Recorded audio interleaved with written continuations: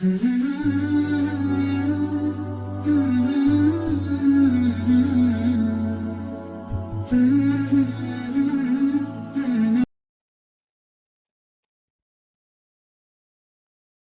الله الرحمن الرحيم الحمد لله رب العالمين والصلاة والسلام على سيدنا وحبيبنا Muhammad وعلى آله وصحبه أجمعين. Assalamu alaikum wa rahmatullah mes frères. Donc on se retrouve dans notre quatrième Jumu'ah de chaque mois. Et comme vous le savez, et comme vous avez pris l'habitude, ça concerne l'explication de certains versets du Coran. Il y a un petit changement ce mois-ci, c'est qu'on a décidé, Inch'Allah, de suivre l'ordre qu'il y a dans Riyad al-Salihin. Donc, comme vous le savez, Riyad al-Salihin, ça commence par le chapitre de la sincérité, etc., etc. Donc, Inch'Allah, chaque mois, chaque quatrième Jumu'ah du mois, on va prendre de chaque chapitre. Donc là, Inch'Allah, aujourd'hui, on va parler de la sincérité. Et avant que je commence, il y a un point qui est important, c'est pourquoi on a commencé à faire ces Jumu'ah qui ont un ordre, c'est pour qu'on se lie avec la parole d'Allah. C'est le sujet qu'on a pris, moi, frère Mustafa et moi, ainsi que moi, c'est l'explication des versets du Coran, mais en fait, comment on peut lier notre vie avec le Coran?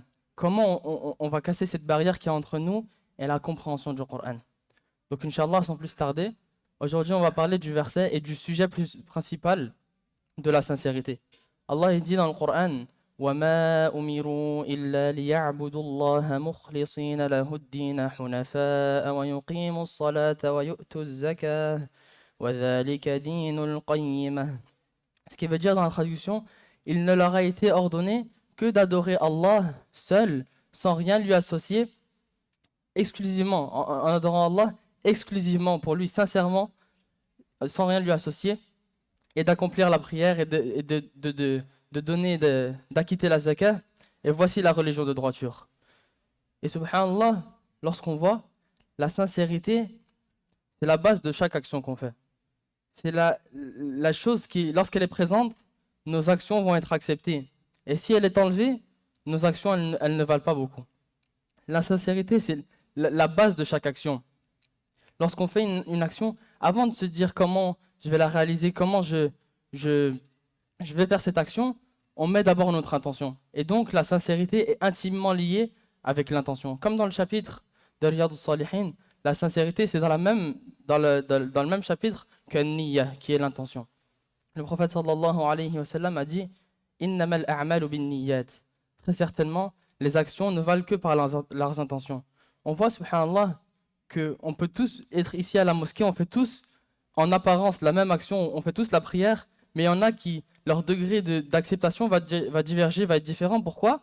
C'est l'intention qu'il y a derrière. C'est cette intention-là qui va faire qu'Allah accepte ou non. Et il y a un hadith à ce sujet, en le résumant, parce qu'il est assez long. Les trois premiers à être jugés Yawm al-Qiyamah, c'est un hadith qui fait quand même peur. Le prophète sallallahu alayhi wa sallam nous informe qu'il y a le récitateur du Coran, celui qui dépensait de ses biens et celui qui est mort dans le sentier d'Allah, le martyr, qui vont arriver devant Allah Yawm al-Qiyamah. Allah il va leur dire, il va dire en premier au récitateur du Coran, je t'ai enseigné le Coran, tu as appris le Coran. La personne qui enseignait aux gens, de manière générale, est celui qui récitait le Coran. Allah va lui dire, je t'ai enseigné le Coran. Qu'as-tu fait de ce que je t'ai enseigné? Qu'as-tu fait avec ce que tu as appris? Et cette personne-là, ce récitateur du Coran, il va dire, j'ai lu et récité et enseigné le Coran pour toi, ya Allah. Allah il va lui dire, kadhabt. Ça fait peur, subhanallah. Allah il va lui dire, tu as menti. La personne, elle a appris le Coran. En apparence, il était incroyable. Il a appris le Coran, il a fini le Coran. Il était resplendissant. Allah, Yawm al-Qiyamah, le jour où tout le monde sera terrifié, Allah va lui dire, tu as menti, subhanallah. Il va dire, tu as appris le Coran pour qu'on dise qari, pour qu'on dise que tu es un récitateur. Il a certes été dit. Vous imaginez, subhanallah, l'intention, comment c'est important. La personne, lorsqu'elle lit le Coran, il faut qu'elle se pose la question, pourquoi je lis le Coran? Est-ce que je recherche vraiment la satisfaction d'Allah à travers le Coran? C'est la parole d'Allah, c'est le moyen avec lequel on adore Allah avec clairvoyance, lorsqu'on étudie ses sens, etc.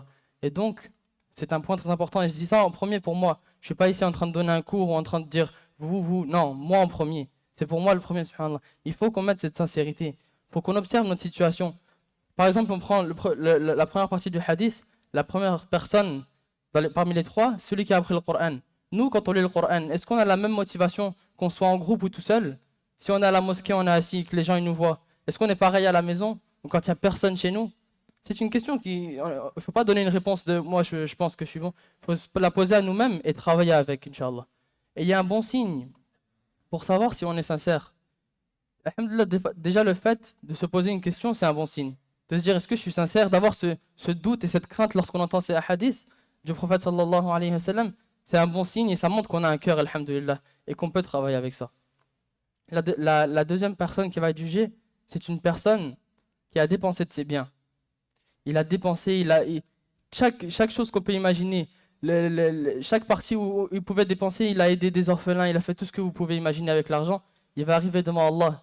Allah il va lui dire, qu'as-tu fait de l'argent que je t'ai permis d'avoir? Qu'as-tu fait avec cet argent? Et cette personne-là, la personne qui dépensait, il va dire, Ya Allah, j'ai dépensé, j'ai rempli tous les endroits possibles à dépenser, j'ai aidé tous les endroits possibles pour toi, Ya Allah. Et Allah il va lui dire la même chose qu'à celui qui lisait le Coran, Kadhabt. Tu as fait ça pour qu'on dise que c'est une personne qui, machallah, qui dépense, qui est généreux. Ensuite, cette personne-là, subhanallah, vous imaginez, vous arrivez devant Allah, Yawm al-Qiyamah, vous êtes seul, sans habit, subhanallah. Vous êtes terrifié, vous transpirez. C'est votre éternité qui est en jeu. Votre éternité qui est en train de se faire compter, qui est en train de. Tu réponds de tes actes, tout ce que tu as fait dans ta vie, subhanallah. Tu as besoin d'Allah à ce moment-là, et Allah te dit, tu as fait ça, mais tu as menti. Tu n'as pas fait ça pour moi, mais tu as fait ça pour qu'on dise que tu es un dépensier, subhanallah. Et la troisième personne, c'est une personne qui est morte au combat. Vous imaginez, subhanallah, une personne qui combat dans le sentier d'Allah, qui est morte par exemple à la guerre, avec l'épée comme ça, il bougeait, il est mort, et il est mort, et il arrive devant Allah, Allah il va lui dire, tu as combattu dans mon sang, tu as combattu, et tu es mort. Pourquoi je t'ai permis de combattre et tu es mort de cette manière? Pourquoi pour quelle raison? Il va lui dire, pour toi, ya Allah. Il va lui dire, j'ai combattu, j'ai brandi ma lame pour toi, ya Allah. Allah il va lui dire la même chose qu'aux deux autres. Kadhabt, tu as menti. Ensuite, ces trois personnes, Allah va ordonner aux anges de les traîner en enfer, subhanallah. On voit que ces personnes en apparence, et c'est une chose à laquelle il faut faire très attention, à dégager une image qu'on n'a pas au fond de nous-mêmes. Ces personnes-là lisaient le Coran, dépensaient de leurs biens. Il est mort carrément, ça veut dire qu'il a donné de sa vie, c'était même pas pour Allah. Allah, parce qu'ils n'ont pas fait ça pour lui, Allah il va ordonner qu'on les traîne en enfer. Parce qu'ils n'avaient pas la bonne intention. Vous voyez, subhanallah, et ça peut nous servir d'exemple dans tout ce qu'on fait dans notre vie. On va à l'école, le point le plus important c'est que, subhanallah, de tout ce savoir, de tout ce qu'on apprend, de tout ce qu'on vient, tous les efforts qu'on fait, qu'il y ait cette sincérité pour Allah qui se développe. Si nos actions, elles nous augmentent juste en action, en fatigue, on dépense notre argent et ça part comme ça ne sert à rien. Juste en mettant une intention sincère, subhanallah, vaut mieux faire peu avec une intention sincère que des œuvres géantes, mais avec une intention qui est absente. Donc, c'est pour moi en premier. Ces hadiths-là font peur. Mais alhamdoulilah, on a envie, tous on est ici, on respire, alhamdoulilah. Ça veut dire qu'Allah il nous accorde, il nous permet d'avoir du temps. Il faut qu'on l'utilise comme il faut. Alhamdoulilah, c'est encore l'été en plus. Nos jeunes ont beaucoup de temps. Il faut qu'on s'assoie, entre familles, qu'on s'aide, qu'on travaille cette intention, qu'on connaisse Allah. Lorsqu'on connaît Allah, ça nous facilite d'appliquer. Ça nous facilite, quand on sait qui est Allah, pour qui on œuvre, c'est facile d'œuvrer pour lui. Parce qu'on sait que Allah, il récompense de 10 à 700 fois la personne qui fait des bonnes actions et qui est croyante. Ça nous motive, subhanallah. On se dit, le commerce avec Allah, entre guillemets, le commerce, il périra jamais parce que c'est pour l'éternité, subhanallah. Donc, vraiment pour moi, le premier, travailler cette intention. On a beaucoup de temps. On a des amis, tout ça. Se lire un petit hadith qui nous motive. C'est important de se motiver, de fréquenter des bonnes personnes qui nous aident, qui nous permettent de nous rapprocher d'Allah.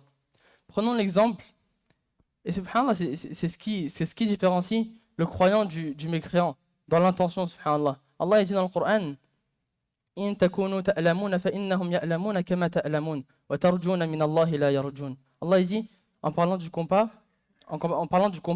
si vous souffrez, vos ennemis également ils souffrent. comme vous souffrez. C'est quoi la différence? وَتَرْجُونَ مِنَ اللَّهِ مَا لَا يَرْجُونَ. Et vous espérez venant d'Allah ce qu'ils n'espèrent pas, subhanallah. Vous deux, vous vous combattez, vous deux, vous mourrez. Les deux parties, ils meurent. Mais la différence, c'est que vous espérez d'Allah ce qu'ils n'espèrent pas. C'est la même chose. Prenons l'exemple d'une personne qui va aider sa famille. Une personne, par exemple, un père de famille, qui va venir, qui va remplir le frigo. Parce qu'il doit le faire. Sinon, il a eu des enfants, il doit les nourrir. C'est normal. Mais maintenant, si c'est père de famille, le prophète sallallahu alayhi wa sallam nous informe dans un hadith que la bouchée que l'homme place dans la bouche de sa femme, la nourriture qu'il lui donne, c'est une sadaqa. L'homme lorsqu'il nourrit sa femme. Donc maintenant, si l'individu, le père de famille par exemple, il met cette intention de ramener de la nourriture pour pratiquer cette sunna, avec cette bonne intention et espérant la récompense d'Allah, c'est différent que le père de famille qui ramène le frigo parce qu'il faut nourrir les enfants et sinon ils ont faim et ils vont pleurer, tout ça.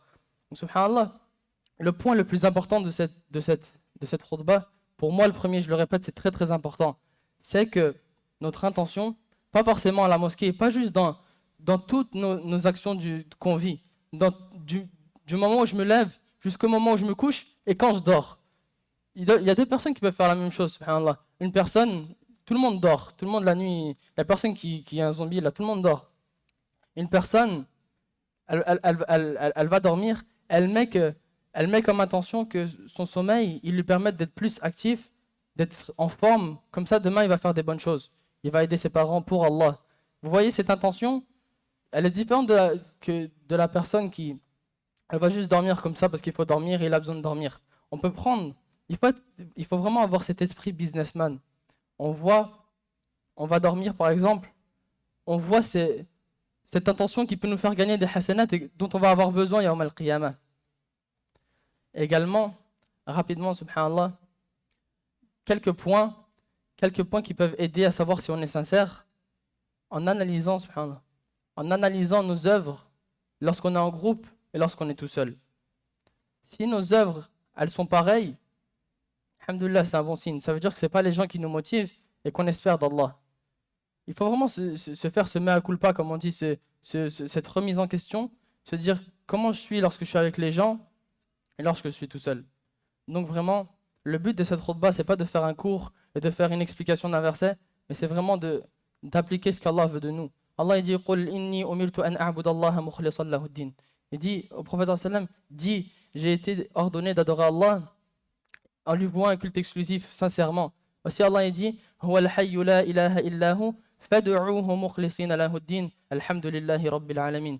Il est le vivant, Allah, nulle divinité à part lui, invoquez-le donc sincèrement en lui vouant un culte exclusif et louange à Allah, le Seigneur de l'univers. Donc vous voyez, Allah, dans des dizaines de versets, Allah nous rappelle l'importance de l'ikhlas. Et subhanallah, le Coran, il nous rappelle cette importance. Lorsqu'on voit les prophètes, alayhimus salam, lorsqu'ils ont œuvré, ils avaient des difficultés avec leur peuple, ils ont été obstrués, ils ont été attaqués, subhanallah, et ils ont invoqué Allah sincèrement. Et on a des exemples dans les prophètes, alayhimus salam, dans le prophète, sallallahu alayhi wa sallam, n'oubliez pas sallallahu alayhi wa sallam, dans les compagnons du prophète sallallahu alayhi wa sallam, on a des exemples, des choses qu'on peut tirer qui sont immenses. La manière dont Allah nous a secourus.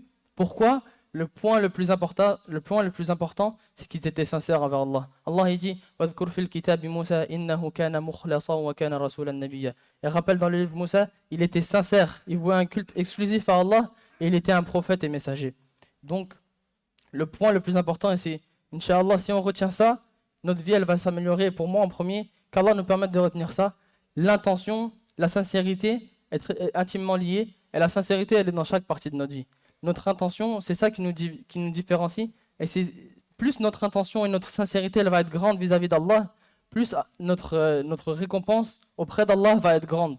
Donc, celui qui met une grande intention, qui s'efforce de la purifier, Allah va le faciliter et va lui avoir une grande récompense, plus que ce qu'il peut imaginer, subhanallah. Qu'Allah vous facilite, qu'Allah nous facilite. C'est pas facile, subhanallah, on vit dans un pays qui est parfois difficile, mais c'est là la beauté de la chose, c'est qu'Allah nous teste pour voir comment on réagit. Donc qu'Allah nous permette de bien réagir, de bien œuvrer. Alhamdulillah, c'est jamais trop tard. Il n'y a personne qui est jamais trop loin. Tant que tu respires, tant qu'Allah il te permet d'avoir ces respirations-là, c'est jamais trop tard.